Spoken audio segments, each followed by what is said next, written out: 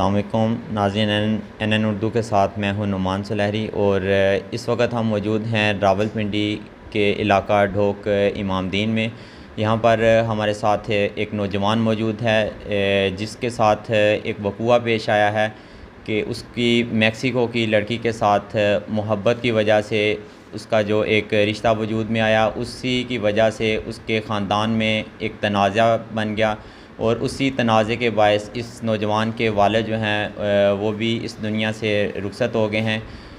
इसी हवाले से हम इनसे बात करेंगे और इनसे मज़ीद जो है वो डिटेल जानते हैं कि ये वाक़या किस तरह पेश आया और इसकी क्या वजूहात थी। सबसे पहले एक तो अपना नाम बताएं और थोड़ी सी डिटेल बताएं कि आप जो मेक्सिको की लड़की है, एक तो उसका नाम बताएं और किस तरह आपकी उसके साथ मोहब्बत हुई और किस तरह जो है वो आपकी शादी हुई। मेरा नाम हमाद अफराज़ है और मेरी शादी जो है वो 4 नवंबर को होती है।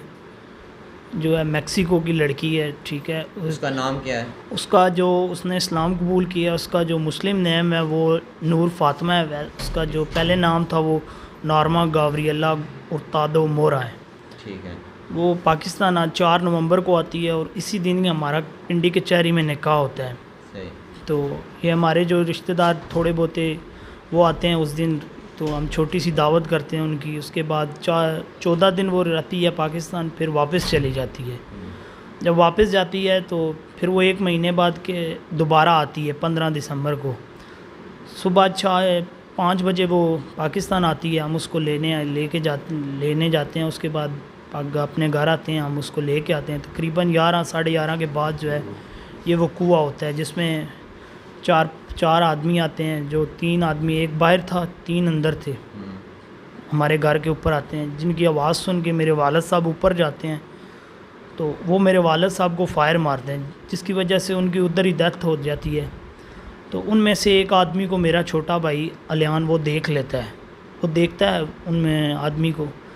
तो वो आके जब शहजाद दूसरा भाई मेरा आके मुझे बताता है कि भाई उनको फ़ायर लग गए, मैं भागता हुआ बाहर जाता हूँ तो इतनी देर में वो मुझे भी फ़ायर मार देते हैं।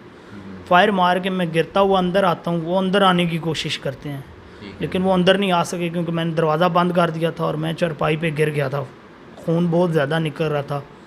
उसके बाद वो मेन गेट से ही चले जाते हैं बाहर। अच्छा, तो आपको ये जो आप वक़ूआ बता रहे हैं कि आपकी बीवी जब पाकिस्तान में आती है तो इसका किन रिश्तेदारों को सिर्फ इल्म था? ये हमारी 2 फूफी हैं, उनको ये इल्म था। उसके अलावा हमारे ख़ानदान में किसी को भी नहीं इल्म था कि वो पाकिस्तान दोबारा आ रही हैं, ना ही हमने किसी को बताया था। एक हमारे घर में पता था और 2 हमारी फूफी हैं, उनको ये इस बात का इल्म था कि वो दोबारा पाकिस्तान आ रही है। अच्छा, तो आप यानी ये कहना चाह रहे हैं कि आपकी जो फूफी हैं वो इस वक़ूआ में मुलव्वस हैं? मैं ये यकीन के साथ कह रहा हूँ कि उन्होंने ये वक़ूए में वो मुलव्वस हैं, उनके बेटे मुलव्वस हैं। उन्होंने ये काम करवाया है, उन्होंने ख़ुद नहीं किया लेकिन उन्होंने आगे आदमी भेजे थे। वो आए बज़ाहिर हमें लूटने थे लेकिन आगे से मुज़ाहमत होने पे जो है उन्होंने फ़ायर किए हैं, जिसकी वजह से मेरे वालिद साहब की डेथ हो गई है। तो इसके पीछे क्या कोई वजह क्या है जिसकी वजह से वो आपके ख़िलाफ़ हुए हैं? क्या वजह ऐसी कोई भी नहीं थी, कोई वजह नहीं थी। जिस दिन वो आ रही थी उस दिन उन्होंने कहा था हम उसको लेने जाएंगे, लेकिन जब हम जा रहे थे तो मैंने फ़ोन किया तो वो कह रहे हैं कि हम लोग नहीं आ सकते, गाड़ी का इंतज़ाम नहीं हुआ तो हम लोग नहीं आ सकते। फिर हमने गाड़ी वाले से रब्ता किया, वो आया, हम के उसको ले के आए। तो दिन को हमारे घर भी आई हैं, उन्होंने खाना खाया हमारे साथ ही बैठ के। उसके बाद रात को जो है उनके बेटों ने ये काम करवा दी है। फिर उन्हीं की सरपरस्त में जो है ये पर्चा भी हुआ है, दरख्वास्त हुई जो है FIR काटी की। पुलिस ने हमसे बयान ही नहीं लिए, ना मेरे से लिए हैं ना मेरे घर में किसी से लिए हैं। उन्हीं के आपने अगर पुलिस ने बयान नहीं लिए तो आपने दोबारा पुलिस को खुद अप्रोच करने की कोशिश की है? जो आपका अपना मौक़िफ़ है, जिनको आप समझते हैं कि वो कसूरवार हैं, जो इसके वक़ूआ के पीछे मुलव्वस लोग हैं, उनके आपने लोगों को नॉमिनेट नहीं किया? मैंने नॉमिनेट किया है। मैं कितनी दफ़ा थाने रोज़ ही तकरीबन जाता हूँ, रोज़ थाने, लेकिन कोई बात ही नहीं सुनता। ना ही पुलिस, थाने में जाओ वो कहते हैं जी अभी सर बिज़ी हैं, मीटिंग में बिज़ी हैं। मैंने उन्हें नॉमिनेट किया हुआ है, नुमान और एक जुम्मा खान, जिसको मेरे छोटे भाई ने देखा फ़ायर मारते हुए, उन दोनों को मैंने नॉमिनेट किया। ये कौन है दोनों? एक मेरी फूफी का लड़का है, सकी फूफी का लड़का है, और दूसरा उसका दोस्त है। अच्छा, जिस आपके भाई ने, आप कह रहे हैं छोटे भाई ने पहचाना, उसकी उम्र कितनी है? उसकी तकरीबन में उम्र जो है वो 25-26 साल होगी। जो मेरे भाई ने पहचाना है उसकी उम्र 15 से 16 साल है, और जिस लड़के ने फायर मारे हैं जिसको मेरे भाई ने देखा उसकी उम्र 25 से 26 साल के दरमियान ही है। अच्छा, एक तो ये बता दें कि जिस रात वो आपको लूटने की गरज से बकौल आपके कि वो आपको लूटने आए हैं, एक तो ये बता दें कि उस दिन आपके घर में तकरीबन कितनी मालियत के जो है वो नकद रकम थी और कितनी मालियत के ज़ेवरात थे, और इसके अलावा जो जिनको आप नॉमिनेट कर रहे हैं इसमें एक तो आप ये कह रहे हैं कि एक तो जिस बंदे ने फायर मारे हैं वो आपकी फूफो का लड़का नहीं था, वो उसका दोस्त था जी। ठीक है, और दूसरा आप अपनी फूफो के लड़के के बारे में बता रहे हैं, क्या वो भी उस दिन वकूए में उनके साथ मौजूद था?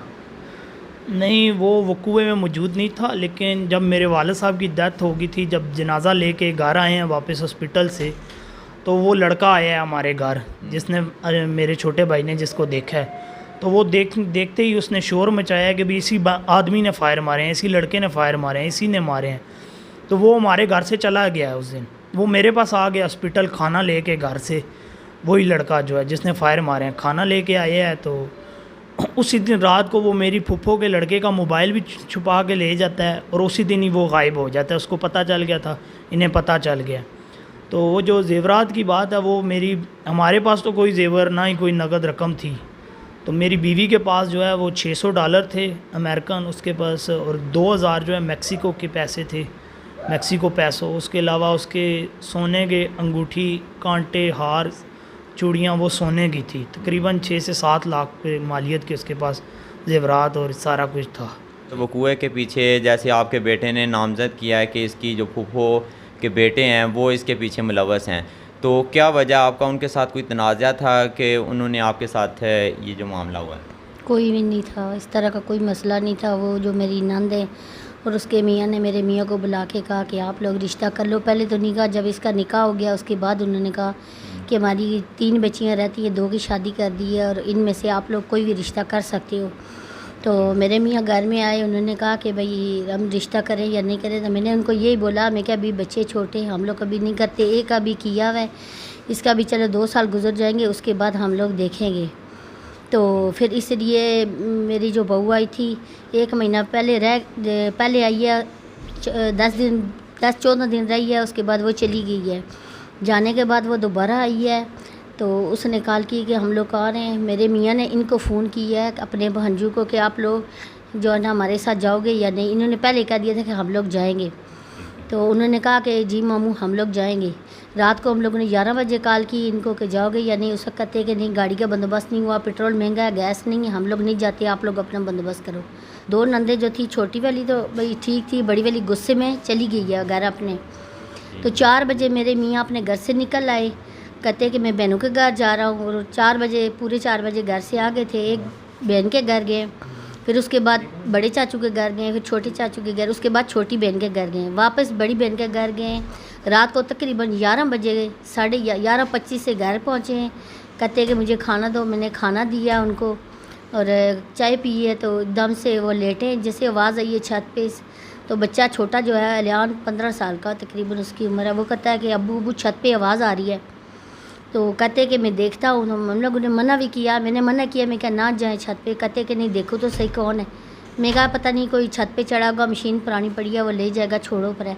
जैसे सीढ़ी से ऊपर जाते हैं, उनके पीछे अलियान था और वो 3 बंदे जो हमारे एकदम से सामने आ गए, उन्होंने फायरिंग शुरू कर दी। एक टांग पे उन्होंने को लगी है, फिर वो दीवार पकड़ के फिर ऊपर जाने की उन्होंने कोशिश की है, उन्होंने दूसरी टांग पे मारा है, वो गिर गए। तो वो गिरे, जैसे सीढ़ी से नीचे आके लगे तो वो एकदम से बेहोश हो गए, बोले चाले कोई नहीं है। छोटे बेटे ने, मेरे जो शहजादा, उसने शोर मचाया, अमाज भाई अबू को गोलियां मार दी किसी ने, ये भागा मेरा बेटा बाहर आया है और इसके उन्होंने फायरिंग की है। तो जब ये गिरने लगा था, इसको अंदर लेके हम लोग जैसे इसको अंदर दरवाजे से करने लगे, वो लोग नीचे आने की उन्होंने कोशिश की है और इसे एकदम से कुंडी लगा दी है, और वो लोग एकदम से भाग गए। बाहर निकल के हम लोगों ने जब शोर, इतनी देर में महल्ले वाले भी आ गए। वो कहते कि 4 बंदे भाग रहे थे और फायरिंग करती कि हमारे घर से आगे भाग के नीचे चले गए नाले की तरफ। उसके बाद मेरे मियाँ को भी ले गए और मेरे बेटे को भी लेके गए। मेरे जो नंद के बच्चे थे 7 थे, लेके हस्पताल चले गए। तो रात को 1:10 पे मेरे मियाँ की इधर डेथ हो जाती है। उसके बाद मेरे बच्चे अब यतीम हो गए, इनका तो कोई अभी क्या सहारा नहीं। मुतालबा करते हैं आप? हमें इंसाफ चाहिए। और आप लोगों को ने मेरे बच्चे यतीम हो गए, इनका कोई सहारा नहीं है। कमाने वाला ये बेटा था, ये माजूर हो गया है। हमारे सर पे कोई हाथ रखने वाला इस तरह नहीं है। हम लोगों को इंसाफ चाहिए। और हमें, मेरे बच्चे बाहर जाते हैं, स्कूलों में जाते हैं, तो मुझे इन बच्चों की फ़िक्र आती है। कल मैं खुद परेशान होती हूँ कि मेरे बच्चे जाते हैं, मुझे अभी तक बहुत डर है कि किसी टाइम ये लोग कुछ और मसला ना कर दें। और मेरी धमकियाँ भी दी जा रही हैं आपको? उन्होंने धमकियाँ भी दे रहे हैं। और मेरी नंद की बेटी मेरे चाचू के घर में आई है, वो आके खुद ही कहती हैं कि मेरे भाई नुमान को पता है, वो इसलिए नहीं बताता कि उसको जान का ख़तरा है। और उसके बाद उन्होंने ये भी कहा है कि आप लोग घर हमारा ले लो तो राज़ीनामा कर लो। हमने कहा कि हमें जो बंदा दुनिया से गया है उसे वापस नहीं आना, हमें ना घर चाहिए ना हमें कुछ चाहिए, सिर्फ हमें इंसाफ चाहिए। हमें यह पता लगे ये बंदा है कौन, आप लोग हमें बताओ। हमें किसी ने कोई बात नहीं बताई। तो छोटे छोटे बच्चे, हम लोग खुद परेशान हैं। मेरे बच्चे बाहर अंदर जाते हैं, मुझे इनकी ज़्यादा फिक्र रहती है। और ख़ुद भी जान का, मुझे बच्चों की जान का भी ख़तरा है। तो वो लोग बाहर फिर रहे हैं, कोई इन लोगों को पूछता नहीं है कि भाई आप लोगों ने क्यों इस तरह किया। ना पुलिस पूछती है। जब मेरा बेटा जाता है उस वक्त इसको वापस भेज देते हैं। जब भी जाता है उस वक्त भाई आज साहब नहीं है, आज ये नहीं है, आज वो नहीं है, इस तरह करके इसको वापस भेज कौन देते सा हैं। थाना है और कौन से ऑफिसर हैं जो आपकी बात नहीं सुनते? ये थाना तो सदर बरौनी है। कौन सा ये ऑफिसर जो का हमारे आप- तफ्तीशी हैं वो मिर्ज़ा आरफ साहब हैं, ठीक है। ठीक है। और SHO साहब हैं, वो तो मिलते ही नहीं हैं, बहुत ही कम मिलते हैं। ठीक, नए आए हैं। पहले अल्लाह यार थे, उनकी जो है उनकी होते हुए ये FIR हुई थी, उन्होंने ही करवाई थी। अब जो SHO चेंज हो गए हैं, कोई नए आए हैं, उनका हमें नाम नहीं पता, उनका क्या नाम है। जी नाज़रीन, जैसा कि आपने मुतासरा फैमिली के जो व्यूज़ हैं वो सुने कि किस तरह इनके साथ इनके रिश्तेदारों ने एक तनाज़ा पर जो इस लड़के की, एक मैक्सिको की लड़की के साथ मोहब्बत की शादी जो है उसके बाद वो इनके जानी दुश्मन बन गए।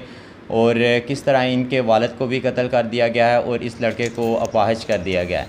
इसके बाद इनका मुतालबा है आला हुकाम से, वज़ीर आला पंजाब से और वज़ीर आज़म पाकिस्तान से कि इनको इंसाफ दिया जाए, क्योंकि रावलपिंडी पुलिस जो है वो इनकी बात नहीं सुन रही। इन्होंने ऑफिसरान के नाम भी बताए हैं। तो इस हवाले से आला हुकाम से इनकी गुजारिश है कि इनके इंसाफ दिया जाए।